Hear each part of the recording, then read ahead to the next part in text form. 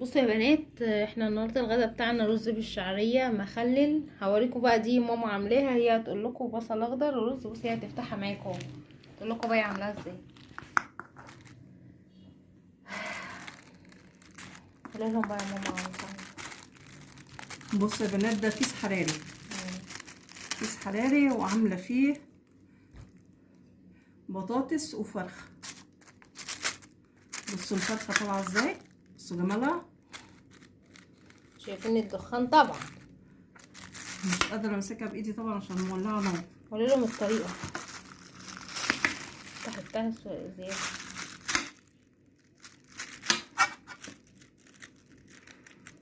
بس البطاطس كمان مهري اصلا تمام سخن. بصوا البطاطس اهو زي ما انتم شايفينه مهري على اخره. بصوا يا بنات اهو، شايفينه قولي لهم الطريقه اهو. هاتي الكاميرا هنا. بصوا مهري على اخره. المهم جبت الفرخه دي ايه بتاع الكيس سخن اهي. بصوا اهي اخلعي حته، اخلعي. ايه سخنه.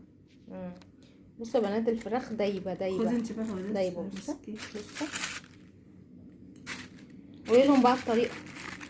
جبت بصله وعليها فصين توم وملح وفلفل وسماق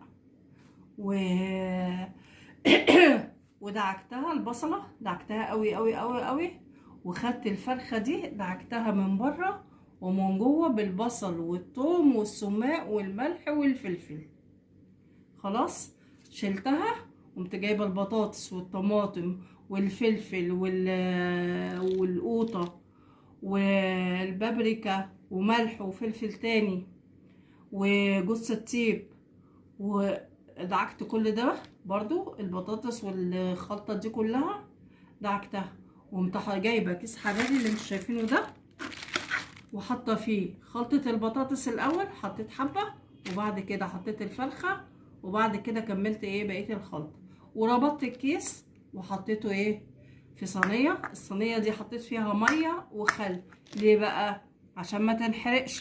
بصوا الصينيه من تحت عامله ازاي، زي القشطه ازاي، مش محروقه. صينيه مش محروقه. نحط فيها شويه ميه وشويه خل، هي تشرب في الفرن.